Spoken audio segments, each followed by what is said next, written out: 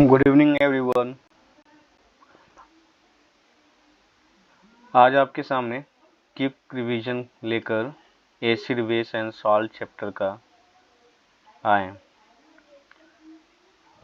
है ना। Acid base salt आपको बोर्ड एग्जाम से बहुत इम्पोर्टेंट चैप्टर है और ये आपके जो फरवरी में एग्जाम होने जा रहा है उस पॉइंट ऑफ व्यू से आपके लिए बहुत इम्पोर्टेंट स्लाइड है। आपको इस चैप्टर में पूरे चैप्टर का एक शॉर्ट रिवीजन क्विक रिवीजन के तौर पर आपको ये स्लाइड देखने को मिलेगा, है ना। जब चैप्टर का नाम ही एसिड बेस एंड सॉल्ट, तो सबसे पहले क्वेश्चन तो आप लोग को माइंड में आता ही है, what is acid, what do you mean by acid. तो आप लोग इनिशियल क्लास में मतलब 6, 7, 8, 9 में आपने पढ़ा होगा कि वो सब्सटेंस जिसका टेस्ट सावर मिले उसे हम एसिड कहते हैं, ठीक है। The substance which were found sour in taste, है ना, वेयर कॉल्ड एसिड। क्या कहते हैं? एसिड कहते हैं। मगर कुछ साइंटिस्ट जो है उन्होंने ये भी बताया है कि हर सब्सटेंस को आप टेस्ट करके एसिड या बेस आप आइडेंटिफाई नहीं कर सकते हैं। अगर कोई सब्सटेंस बहुत ज़्यादा स्ट्रॉन्ग एसिड हो, स्ट्रॉन्ग बेस हो, आप उसे टेस्ट करेंगे तो आपका सेल जो है, आपको बॉडी जो है वो नुकसान पहुंचाएगा आपको बॉडी को।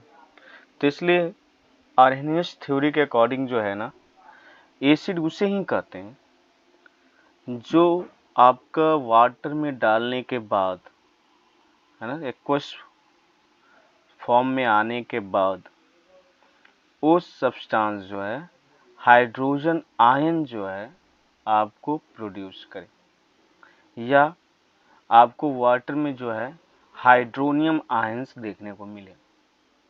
तो इसी तौर पर आपको एक एग्जांपल है HCl। तब जब HCl का रिएक्शन वाटर के साथ करवाएंगे तो आपको मिलेगा एसिड ही है। तो H3O प्लस आयन आपको जो हाइड्रोलियम आयन जो है आपको, यह जो आप देख रहे हैं, मिलेगा। Properties of acid. अब एसिड का प्रॉपर्टीज क्या है, कैसे आइडेंटिफाई करेंगे कि हाँ ये एसिड है, और क्या करना होगा जिससे हम ये आइडेंटिफाई करें कि एसिड है। पहला, कैरेक्टरिस्टिक बेसिस पर कि अगर उसका टेस्ट हमें सावर लगे तो हम उसे एसिड कहेंगे। दूसरा, ability to change the colour of litmus paper from blue to red. अगर आप लिटमस पेपर को सॉल्यूशन में अगर डालते हैं तो ब्लू से रेड चेंज कर जाता है, तो आप कहेंगे कि एसिड है ना। जैसे आपका सावर टेस्ट में आप खाएंगे ऑरेंज, लेमन, तो उसमें आपका साइट्रिक एसिड पाया जाता है। थर्ड पॉइंट पर बात करें, react with the certain metal to produce gaseous H2। आप अगर मेटल से एसिड का रिएक्शन करवाएंगे तो H2 गैस प्रोड्यूस होगा। तो अगर किसी रिएक्शन में H2 गैस इवॉल्व हो रहा है तो आप समझ जाइए कि वहाँ पर acid present. React with the base to form a salt and water. अगर एसिड को बेस के साथ रिएक्शन करवाएंगे तो आपका सॉल्ट प्लस वाटर ही बनेगा। सॉल्ट में भी एसिडिक और या बेसिक अल्कलाइन, मगर आपके सॉल्ट प्रोड्यूस होगा और साथ में water white. Acid release hydrogen ion into water solution. अगर आप एसिड को वाटर में डालेंगे तो वहाँ पर हाइड्रोजन आयंस प्रोड्यूस होगा जो वाटर को हाइड्रोलियम आयन बनाएगा। Acid neutralize base in a neutralization reaction. अगर एसिड को बेस से रिएक्ट करवाइएगा तो न्यूट्रलाइज कर देगा बेस को, और जो प्रोडक्ट बनेगा वो सॉल्ट होता है, या न्यूट्रलाइजेशन रिएक्शन इसी को कहते हैं। एसिड को अगर किसी मेटल के ऊपर आप गिराएंगे तो उस मेटल को कोरेट करेगा। तो इसीलिए लिखा हुआ है acid chloride active metal. Based upon their sources acid are classify into two category.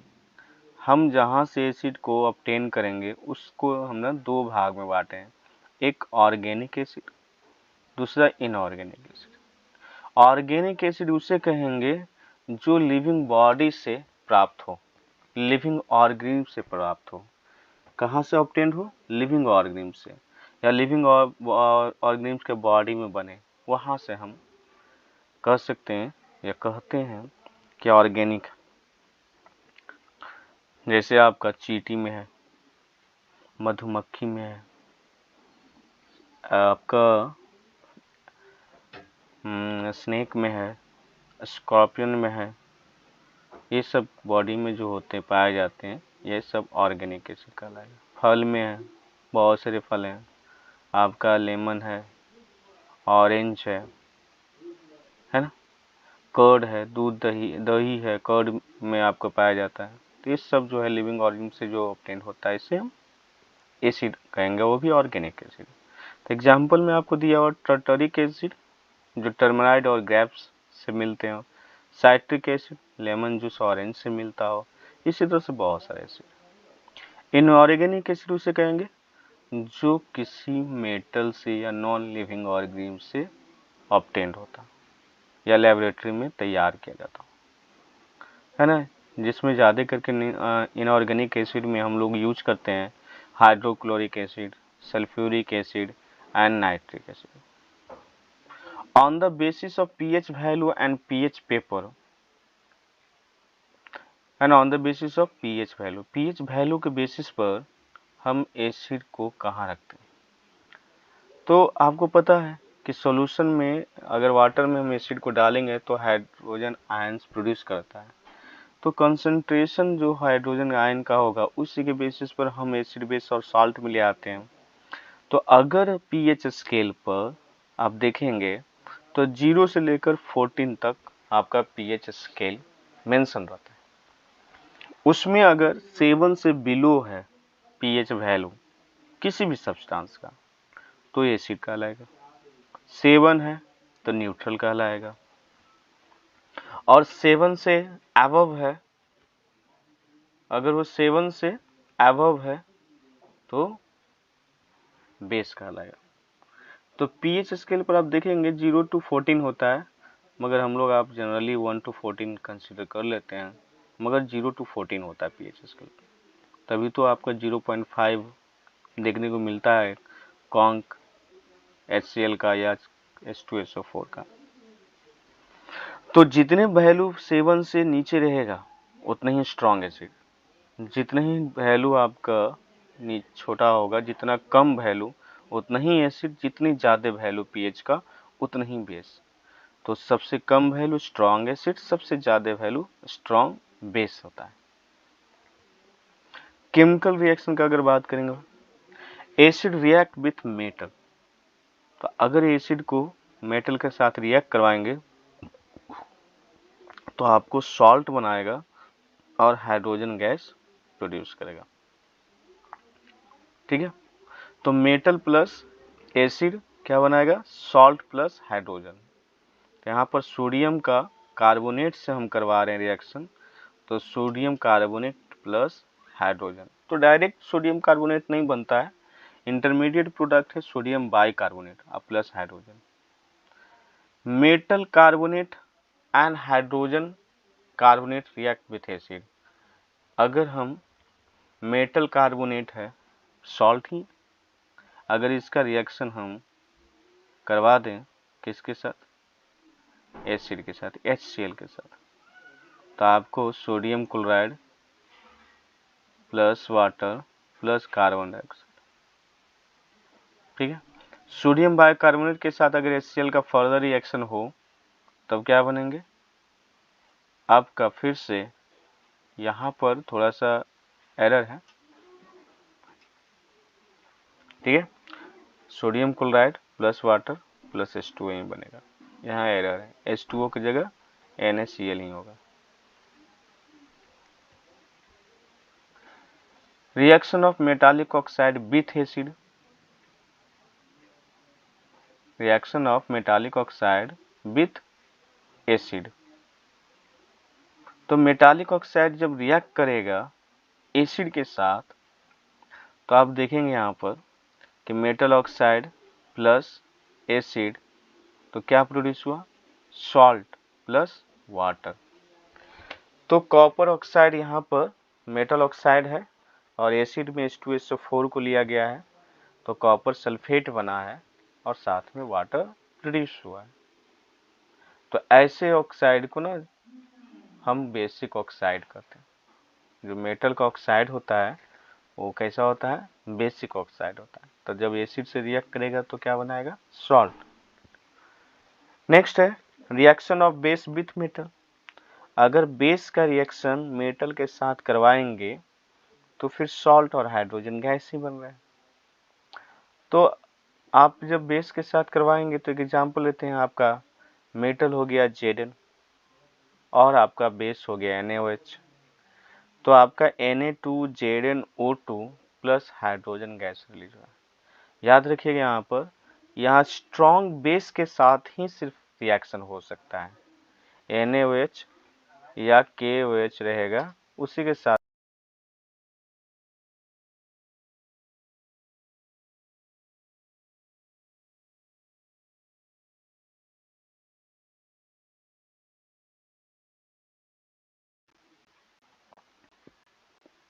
NaOH या KOH के साथ रिएक्शन होगा, तब आप यहाँ पर देखेंगे कि यहाँ सोडियम एल्युमिनियम मेटल के साथ रिएक्शन हो रहा है और हाइड्रोजन गैस रिलीज हो रहा है।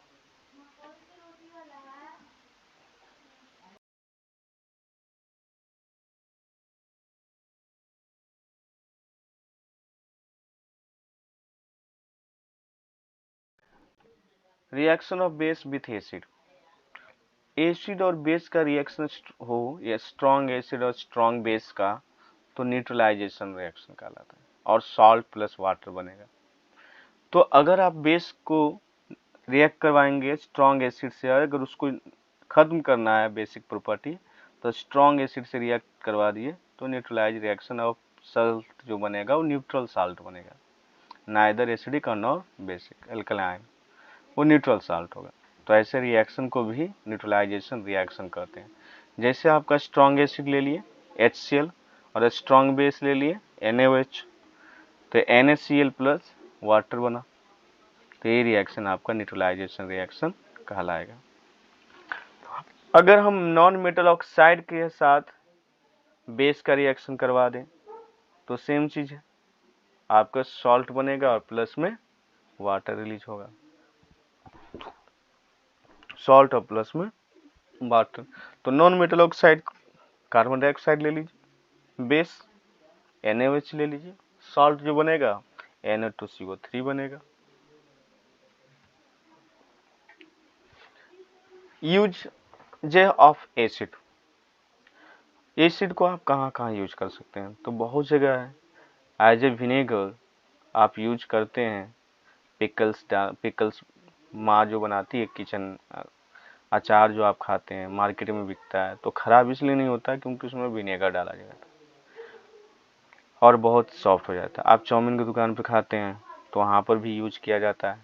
दूध फाड़ते हैं तो पनीर बनाने के लिए, वहाँ पर भी आप यूज करते हैं, है ना। Lemon orange juice contain citric acid और ये आपको abrasion salt as a food preservative, यानी फूड प्रिजर्वेटिव के फॉर्म में फूड खराब ना हो, इसलिए लेमन ऑरेंज का जूस का साइट्रिक एसिड जो ऑब्टेन करते हैं उसको उसमें डालते हैं। Acid have been put to many uses in industry. Nitric acid और सल्फ्यूरिक एसिड का इंडस्ट्री में जो है फर्टिलाइजर, पेंट, दवाई, एक्सप्लोसिव बनाने में बहुत अच्छे से यूज में आ देते हैं लोग। बैटरी में सल्फ्यूरिक एसिड को यूज आता है। आपका एक्वा रिगिया एक सॉल्यूशन है 3:1 में, जहाँ हाइड्रोक्लोरिक एसिड को और अमोनिया को यूज करते हैं, HCl और NH3 को, तो उसमें गोल्ड और प्लेटिनम जैसे अच्छे अच्छे मेटल क्या होते हैं, डिजॉल्व कर जाते हैं। Sulphuric acid is used in manufacturing fertilizer such as sulphur, phosphate, ammonia, sulphate. तो ये आपका यूज ऑफ एसिड। अब आते हैं बेस।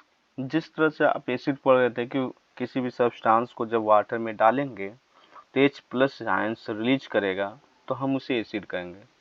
तो जस्ट यहाँ पर उल्टा, अगर हम वाटर में अगर किसी भी सब्सटेंस को डालेंगे सॉल्यूशन को, तो अगर वहाँ पर OH- आयन का कंसंट्रेशन अगर वो इंक्रीज कर देते हैं, तब हम उस सॉल्यूशन को क्या कहेंगे, बेस। तो NaOH को जब हम डाल लें वाटर में तो Na+OH- रिलीज होगा, क्योंकि OH आयन का कंसंट्रेशन इंक्रीज कर देगा।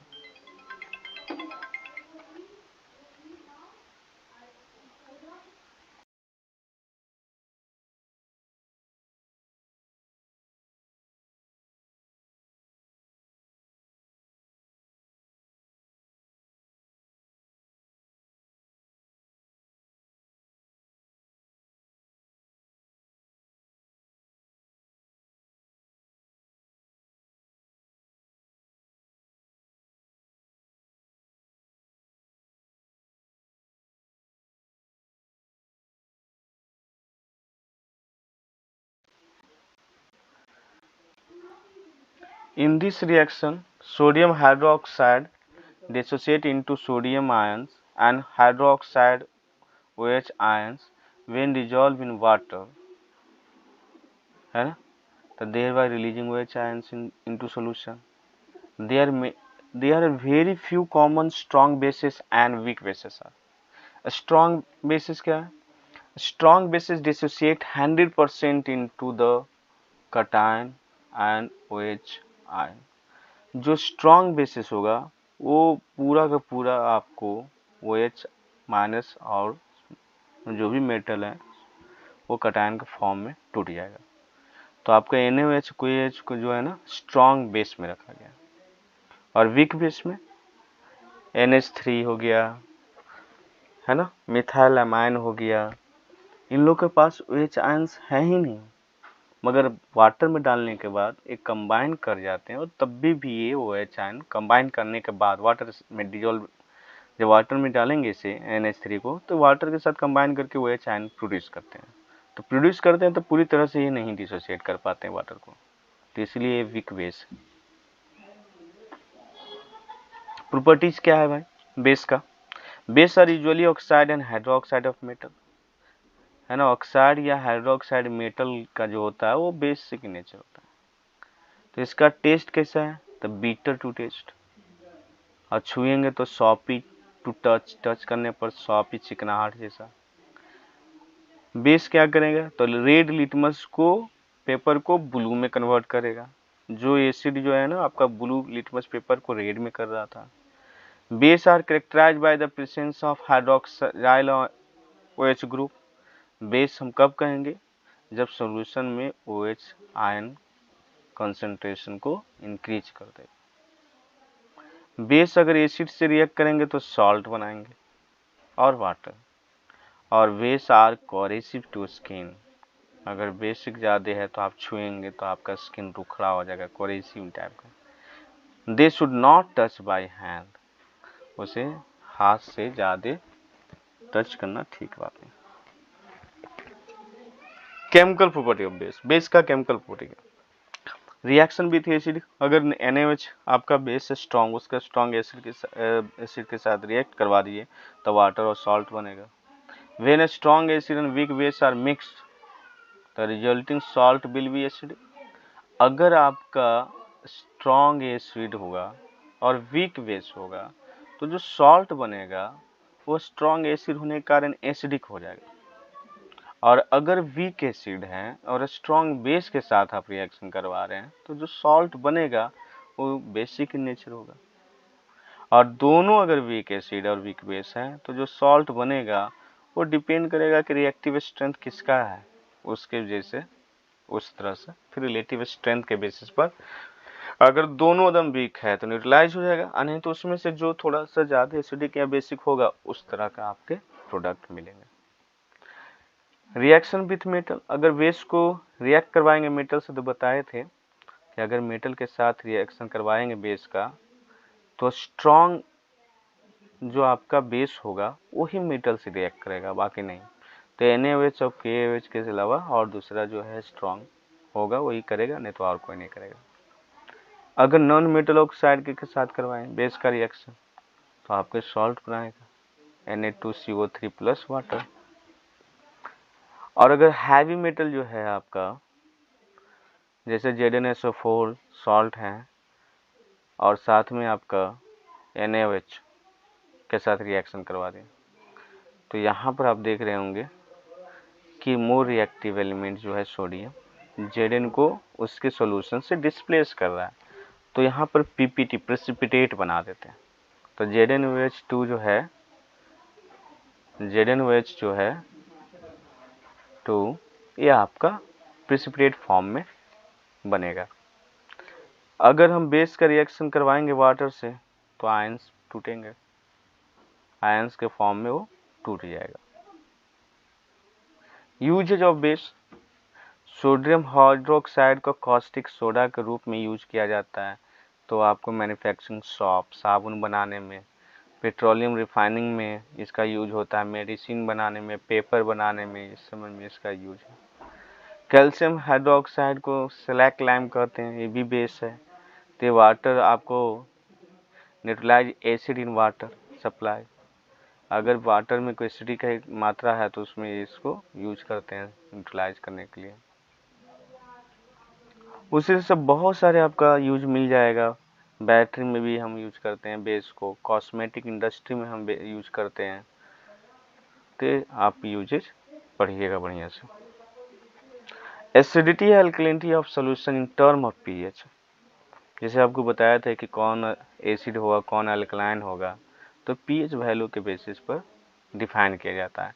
अगर पीएच वैल्यू 7 से ज़्यादा हो तो आपका बेस अल्कलाइन, अगर पीएच वैल्यू 7 से कम हो तो एसिड, और 7 हो तो neutral.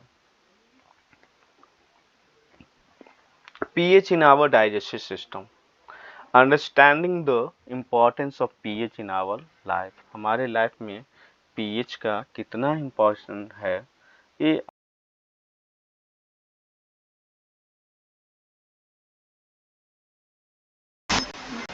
Understanding the importance of pH in everyday life. तो pH in our digestive system, तो स्टोमक में हमारा हाइड्रोक्लोरिक एसिड सिक्रेट होता है जो कि बहुत सारे बैक्टीरिया को हार्मफुल जो भी माइक्रोब्स आ जाते हैं फूड के साथ उसको किल करने के लिए, साथ में फूड को डाइजेस्ट करवाने के लिए। तो वहाँ पर आपको HCl सिक्रेट होता है, ठीक है।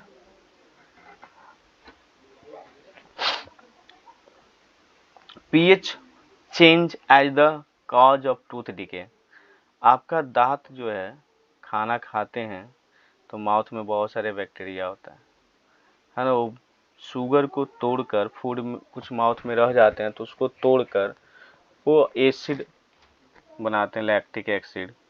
तो उस एसिड को जो है ना आपको क्योंकि आपको पता है कि अगर ज़्यादा एसिडिक होगा तो pH ऑफ एसिडिक जो माउथ में हो जाता है अगर वो बिलो 5.5 चल जाएगा तो आपके लिए स्ट्रॉन्ग जो टीथ है उसके लिए बड़ा दिक्कत हो जाएगा और कॉरेडेड होने लगेगा।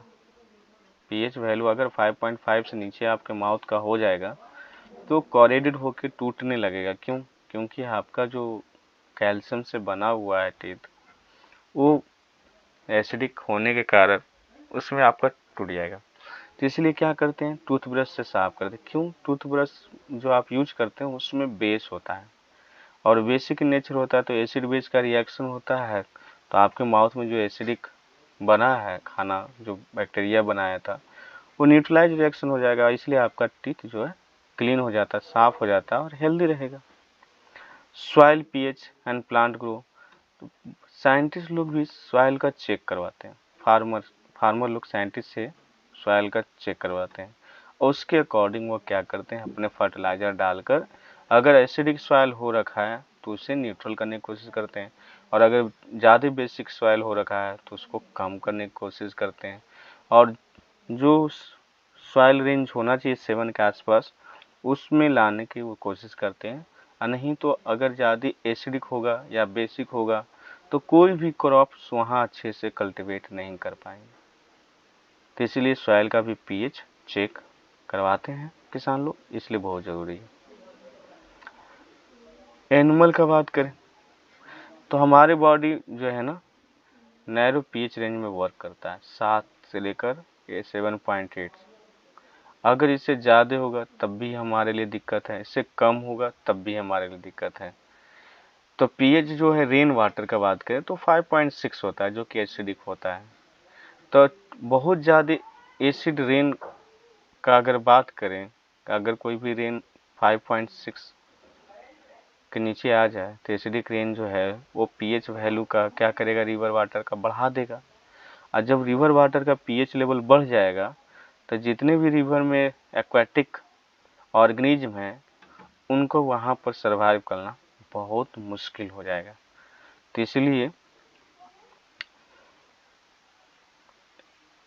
इसीलिए हमारा जो है पीएच जो है बॉडी का हमारा ना ज़्यादा टॉलरेट कर पाता, ना एसिडिक में रह पाता है ना बेसिक में।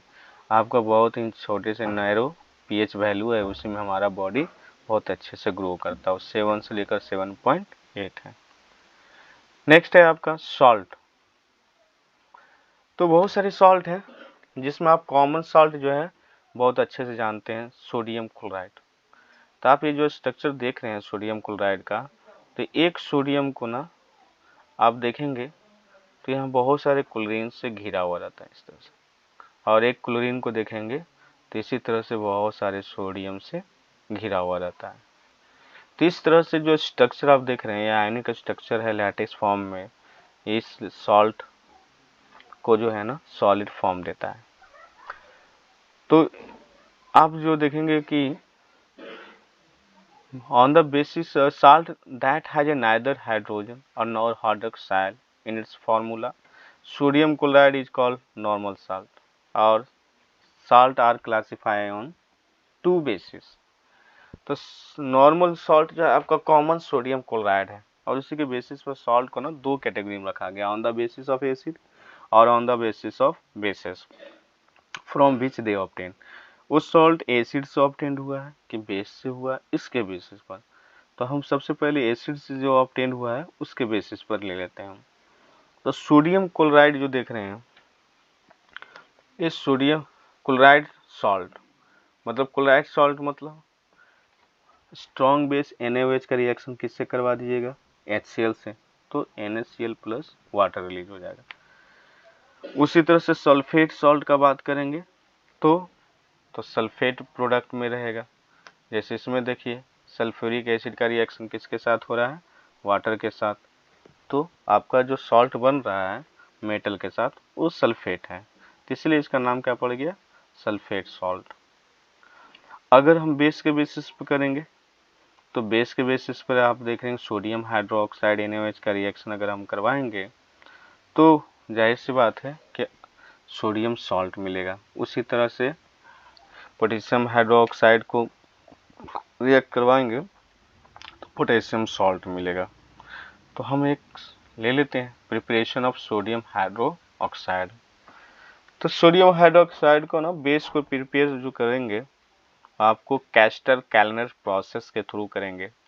आपको पढ़ना नहीं है 10th में, मगर थोड़ा सा जान लीजिए कि इसको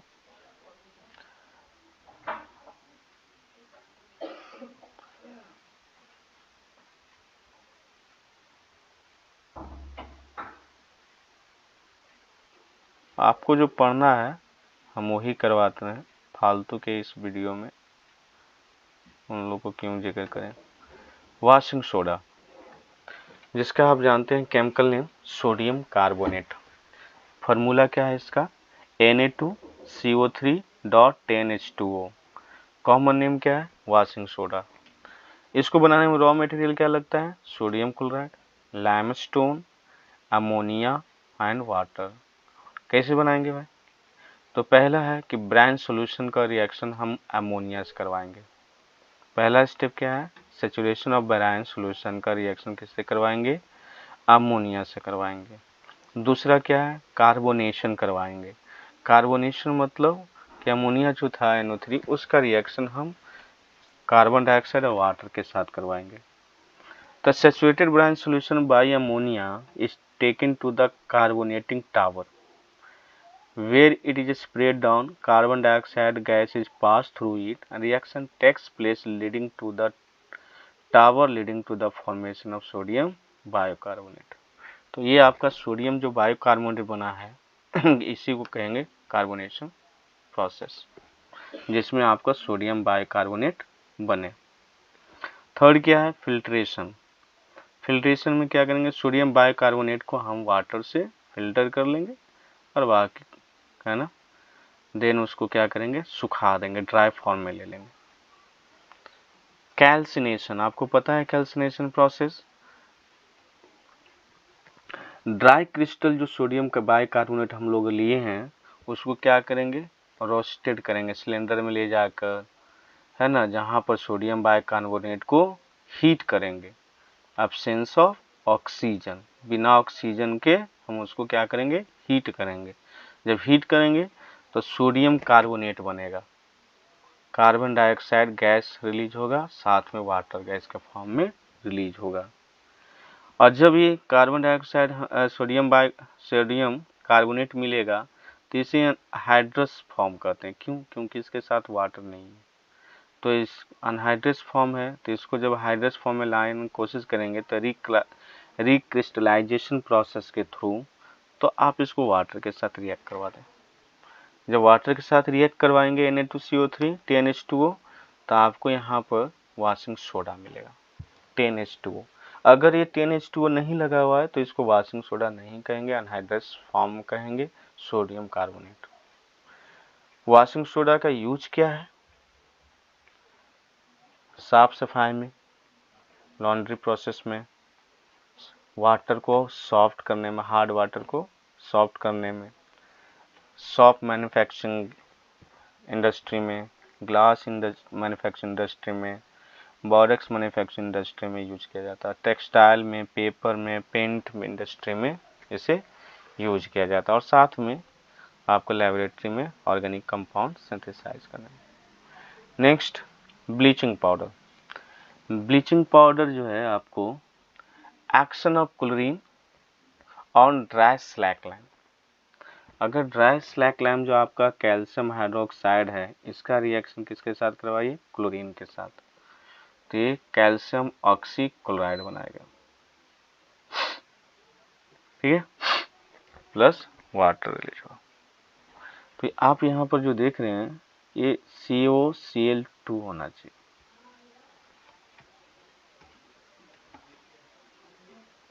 ठीक है। तो जब CaOCl2 का हीट किया जाएगा तो आपको कैल्शियम क्लोराइड भी मिलेगा और कैल्शियम ऑक्सी क्लोराइड भी मिलेगा।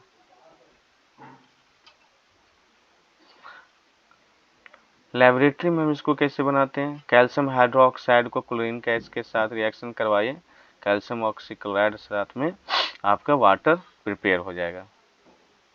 प्रॉपर्टीज आप इसका देखेंगे कि कैल्शियम ऑक्सीक्लोराइड को आप वाटर के साथ रिएक्शन करवाएंगे, calcium hydroxide plus chlorine gas बनेगा, या इसको एसिड के साथ रिएक्शन करवाएंगे तो कैल्शियम क्लोराइड सॉल्ट बनेगा, water plus chlorine gas release होगा, या फिर आप यहाँ पर वापस कार्बन डाइऑक्साइड और वाटर के साथ रिएक्शन करवाएंगे तो calcium carbonate CaCO3 plus calcium chloride plus में HOCl बन जाएगा।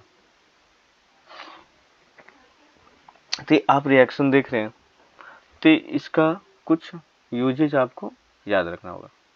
वो यूजेज क्या है, तो स्टरलाइज में यूज करते हैं, bleaching of cotton, linen, paper pulp में यूज करते हैं, या प्रिपरेशन ऑफ Cl2 गैस और क्लोरोफॉर्म में यूज करते हैं। साथ में ब्लीचिंग पाउडर को हम डिसइंफेक्शन के रूप में भी यूज करते हैं, है ना, वाटर को प्यूरिफाई करने के लिए भी हम यूज करते हैं। नेक्स्ट क्या है, बेकिंग सोडा। तो केमिकल फार्मूला क्या है बेकिंग सोडा का, NaHCO3। केमिकल नेम क्या है? Sodium hydrogen bicarbonate, sorry sodium hydrogen carbonate. Common name क्या है? इसे बेकिंग सोडा कहते हैं। तो इसे हम प्रिपेयर कैसे करेंगे लेबोरेटरी में? तो सॉल्वे प्रोसेस के थ्रू हम प्रिपेयर करते हैं इसको। सॉल्वे प्रोसेस में कार्बन डाइऑक्साइड का रिएक्शन आप किससे करेंगे? सोडियम हाइड्रोक्साइड से। तो जब सोडियम हाइड्रोक्साइड से करेंगे कार्बन डाइऑक्साइड के प्रिपरेशन, तो आपका Na2CO3 बनता है हीट करने पर। ये इंटरमीडिएट प्रोडक्ट सोडियम बाइकार्बोनेट है। उसके बाद वो कंटिन्यू रहता है प्रोसेस हीट में, तब वो सोडियम कार्बोनेट बन जाता है। देखें, सोडियम कार्बोनेट को वाटर के साथ और साथ में कार्बन डाइऑक्साइड के साथ फिर फर्दर रिएक्शन करवा दीजिएगा तो सोडियम बाइकार्बोनेट बन जाएगा, जिसे आप क्या कहते हैं? Baking soda. क्लियर? इसका यूज बेकिंग इंडस्ट्री में, मेडिसिन इंडस्ट्री में, टेक्सटाइल इंडस्ट्री में, फायर एग्जीक्यूशन में इसका यूजेज है। Next, plaster of Paris. Plaster of Paris का मॉलिक्यूलर फॉर्मूला क्या है? Calcium sulphate dot half H2O। इसे प्रिपरेशन कैसे करते हैं? आप जो जिप्सन है, जिप्सन के बारे में सुने होंगे, कैल्शियम सल्फेट डॉट 2H2O। तो जब जिप्सन को 100 डिग्री सेल्सियस पर हीट करेंगे, जिप्सन को कितना पर? 100 डिग्री सेल्सियस पर जब आप हीट करेंगे तब ये आपको ऑब्टेन हो जाएगा। क्या ऑब्टेन हो जाएगा? Calcium sulphate half H2O। और अगर 400 डिग्री सेल्सियस से ज़्यादा हीट कर देंगे तो ये टूट जाएगा और आपको कैल्शियम सल्फेट मिल जाएगा। जिप्सन को हम सीमेंट में क्यों डालते हैं? सेटलिंग टाइम कम हो, बहुत जल्दी सेटल हो जाए, सूख जाए, इसलिए हम इसे सीमेंट इंडस्ट्री में भी यूज करते हैं जिप्सन को, कि वो जल्दी से जल्दी सेटल डाउन हो जाए। आपको ये हॉस्पिटल में आपका बोन क्रैक हो जाए तो उसमें यूज होता है, सर्जिकल में डेंटिस्ट यूज करते हैं, स्टैचू बनाने में यूज होता है, ये सारी चीज़ में इसका यूजेज है। आज के लिए बस इतना ही। Thank you very much.